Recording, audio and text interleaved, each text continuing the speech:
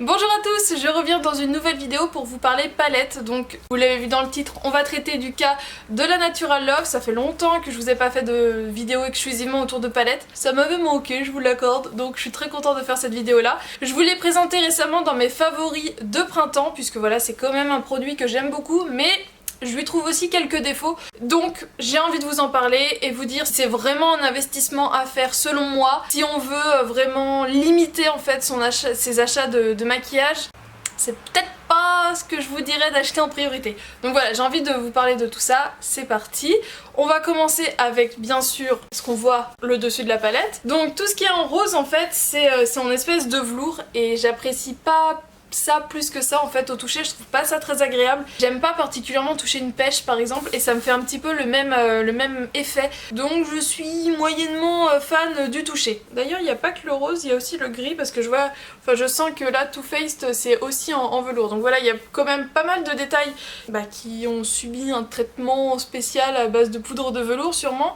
Donc voilà, je suis moyennement emballée. Après le packaging très romantique comme ça avec des petits lapins, des oiseaux et tout, je trouve ça vraiment très joli, je trouve que ça fait vraiment palette de Blanche-Neige, mais c'est en carton.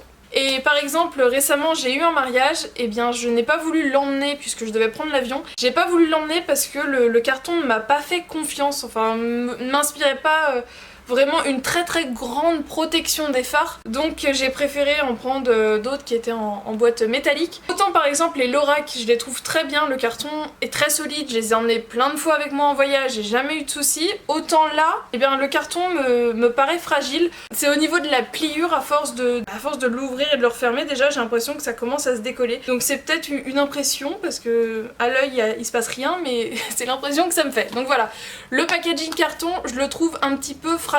J'aurais vraiment peur que ça s'ouvre, enfin voilà. À transporter, c'est pas ce que... Là, je l'ai payé et ça me ferait mal aux fesses de l'emmener, qu'elle se casse, que les fards se cassent, qu'elle s'abîme et que ça me salisse tout le reste. Ensuite, ce qui est pas mal, c'est qu'elle a un grand miroir mais qui ne tient pas. Donc c'est un peu galère pour se maquiller, faut vraiment être comme ça et personnellement... Faire les deux yeux comme ça, c'est pas trop mon kiff, donc voilà, c'est un grand miroir, c'est bien, mais je préfère quand c'est en métal du coup, que ça tienne debout. Bon, le point positif, c'est comme pour les Lorac, vous pouvez l'appliquer comme ça, mais du coup, voilà, à ce niveau-là... j'ai un peu peur que ça se casse. Bref, ça c'est mon côté un peu chochotte. Ensuite, la palette en elle-même, une superbe variété de couleurs pour le printemps, pour l'été, même pour l'automne, parce que toutes les teintes un petit peu rouille, violette, pour l'automne c'est juste top. Puis après pour l'hiver, hein, on est des foufous. On peut aussi mettre, même pour les fêtes, parce qu'il y a quand même pas mal de fards pailletés et tout. Donc voilà, à la limite, je vous dirais qu'elle est parfaite pour la saison actuelle, mais qu'au final, elle irait très bien pour toute l'année. Donc si vous ne voulez en acheter qu'une, que vous n'en avez pas du tout, pourquoi pas, mais sinon je vous ferai pas cette vidéo là, il y a certains fards où je suis un peu déçue. En fait tout ce qui est, je pense que là j'en ai utilisé les trois quarts, je vous avoue que ceux-là je les ai pas utilisés encore, mais j'ai quand même bien pioché dans pas mal, ça commence à se voir qu'elle commence à se creuser par endroits. Mais par exemple là sur l'ensemble de ma paupière mobile j'ai appliqué ce fard-ci qui est donc le Don't Settle. Et je m'attendais à quelque chose d'hyper foncé et au final, oui ça se voit, ça fait quelque chose d'assez marronné, pailleté avec un petit reflet doré, mais c'est pas non plus hyper foncé quoi. Pas déconner, ça reste discret. Je m'attendais à quelque chose de plus foncé. J'ai vu pas mal de vidéos qui en parlaient, dont Patricia B, qui disait justement que les Françaises avaient tendance à dire qu'elle était bien et que les Américaines, ouais, bof. Et c'était surtout au niveau de la pigmentation où ça pochait. Le Undercover qui est juste ici, qui est donc un violet très foncé avec des paillettes à l'intérieur. Je m'attendais à quelque chose qui envoie vraiment du lourd. C'est ce que j'ai utilisé pour faire mon ras de cils supérieur. Ça se voit mais c'est pas fou. J'ai vu pour une fois, aujourd'hui j'ai vu une paillette. Une paillette qui était restée parce que clairement une fois appliquée sur la paupière ça fait plus qu'une sorte de violet prune et les paillettes je ne les vois pas. Donc peut-être qu'en aplat sur toute la paupière on les verrait mieux, mais là en tout cas en ras de cils, là j'en ai vu une. Pour une fois j'en ai vu une.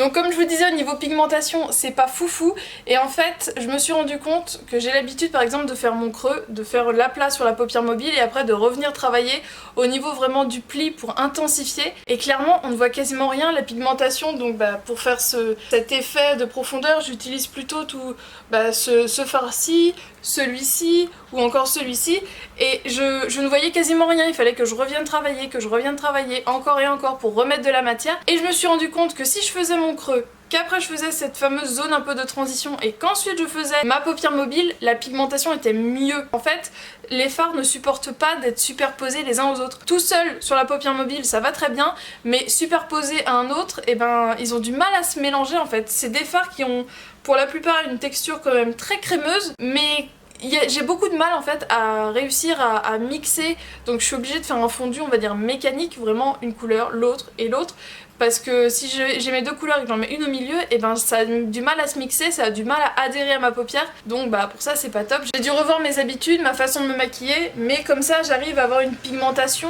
plus correcte. Donc je vous ai parlé donc des fards et de leur pigmentation qui pouvaient être quelquefois assez capricieuses. Après au niveau de tout ce qui est fard clair, là franchement aucun souci, la pigmentation est vraiment cool en même temps. Là je les ai vraiment utilisés corne à plat, donc il y avait que ma base en dessous, ils avaient juste à s'accrocher, pas à se mixer. Par contre, quasiment tous ceux que j'ai utilisés, qui soient juste satinés ou les pailletés, ils font des chutes. Alors moi perso ça me dérange pas trop parce que je remets un petit peu d'anti-cerne, un coup de poudre et tout s'en va, mais c'est vrai que c'est quand même dommage. C'est donc une palette de 30 fards, mais c'est annoncé qu'il y avait déjà 13 fards qui étaient présents dans d'autres palettes. Alors je n'ai pas cherché tous les fards qui étaient présents ailleurs, mais juste en regardant comme ça je me suis dit toi t'es là, et du coup bah, c'est de ça que je vais vous parler, et c'est aussi ce qui va me permettre de vous dire si vous avez un plus petit budget, que vous voulez du Too Faced, et ben orientez-vous peut-être plus vers les autres palettes, vous serez peut-être plus ravis. Il y avait pas mal de fards qui me plaisaient et j'ai pris plaisir à les utiliser, et en me penchant un peu plus dessus je me suis dit mais je les ai déjà vus ceux-là. Donc je vous parle de Nudie,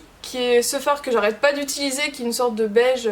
Je l'ai encore utilisé aujourd'hui vraiment pour faire mon creux et enfin le coin externe de mon œil. Donc je vous parle de Nudie, de Push Up, Honey Pot, Chocolate Martini et de Even. 5 fards quand même. 5 fards, je trouve ça énorme. Vous retrouvez les 5 dans la Natural Eyes. Ces 5 fards étaient déjà présents ici. Donc voici Nudie, Honey Pot, que je dise pas de bêtises, Push Up.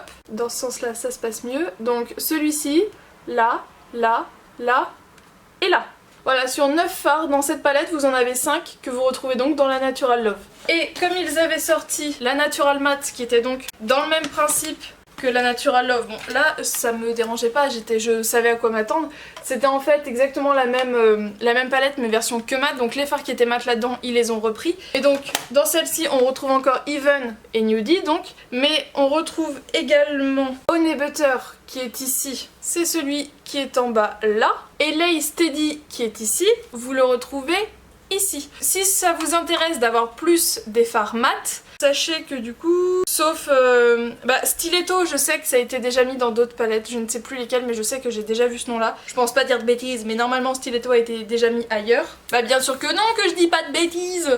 L'édition de Noël qui était de... bah pas cette année mais l'année dernière, et le noir c'est bien Stiletto. Donc voilà, si vous voulez vraiment du mat, allez plutôt la Natural Matte, puisque vous y retrouverez tous les mats quasiment de là-dedans, vous les retrouvez là-dedans. Sauf le Make-up and Chill qui est une sorte de marron chocolat qui est très très joli. Et tous les autres fards en fait vous les retrouvez dans la Natural Matte. Ensuite, ok il est magnifique mais ça va peut-être aller. Je parle du fard Satin Sheet qui est ce rose nacré qui est trop beau. Je suis d'accord avec vous.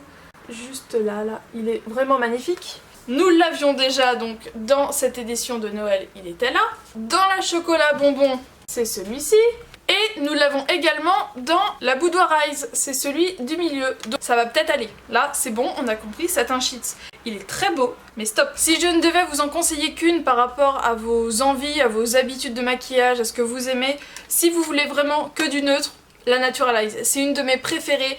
Et comme je vous dis, sur 9 fards, vous en retrouvez 5 dans la palette. Pour moi, c'est vraiment une palette qui passe en toute saison. Elle est super complète. Vous avez vraiment tout ce qu'il vous faut. Si vous voulez partir plutôt dans tout ce qui est couleur plus chaude, voilà, vous voulez du cuivré, clairement, ce serait la Peach. La Peach, pour moi, c'est celle qui irait le mieux pour ça, puisque vraiment, vous avez là vraiment des couleurs très chaudes, du doré, du pêche. Et si c'est l'aspect plutôt rosé, du coup, qui vous plaît, eh bien, je vous conseillerais la Funfetti. Voilà, c'est une petite palette qui est sortie il y a pas très longtemps et clairement si vous voulez une palette pratique pour partir, légère, et bien du coup ce serait plutôt celle-ci que je vous conseillerais. C'est aussi du carton mais elle est pas coupée de la même façon au niveau des angles et du coup je la trouve plus pratique. Elle a un tout petit miroir qui est en forme de cœur, c'est un peu mignon mais bon voilà, c'est pas forcément ce que je préfère. Vous retrouvez quand même des couleurs rosées, un petit peu de doré marronné et sinon du violet. Donc voilà, si c'est plutôt l'aspect rosé qui vous tente, que vous avez surtout des palettes neutres et que vous voulez un petit peu plus de couleurs rosé-violette, et bien partez sur cette palette-ci. Voilà, ce genre de couleurs vont très bien aux yeux bleus et aux violets. À la base c'est pour ça que je l'ai pris parce que je me suis dit oh le petit violet là, ça m'a l'air d'être plutôt pas mal pour le printemps, ça pourrait être plutôt cool. Et c'est vrai que je l'ai déjà quand même pas mal porté. Celui-ci là, You're So Fancy, pour mettre dans le creux, je le trouve trop bien. Donc voilà, c'est une palette qui se suffit à elle-même mine de rien. Si vous êtes collectionneuse et que vous aimez en avoir toujours plus, avoir de nouvelles teintes, puisque même sur 30 du coup je vous ai dit il y en a que 13 qui existaient déjà, les autres ce sont vraiment des nouvelles, des nouveautés, de l'exclusivité, donc c'est quand même cool. Sur les fards plus foncés ils auraient pu mettre un peu plus de pigments, hein. Pour le prix ils pouvaient un peu surdoser, ça nous aurait pas dérangé. Et bien voilà, j'espère que cette revue vous aura été utile. Si vous l'avez aimé, on like, ça fait toujours plaisir.